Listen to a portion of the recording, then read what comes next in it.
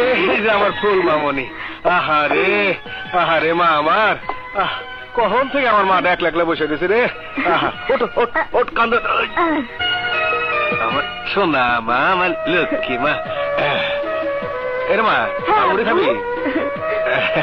চাচা 2 টাকার ঝাল মুড়ি দাও। ধর মা ধর। আসি চাচা।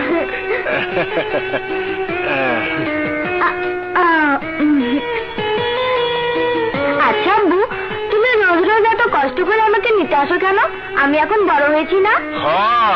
আমার মায়ে বড় হইছে, আমার মায়ে আরো অনেক বড় হইব। আমার মা লেখাপড়া শিখে ডাক্তার হইব, ইঞ্জিনিয়ার হইব। আমার মায়ে আরো কত কিছু হইব।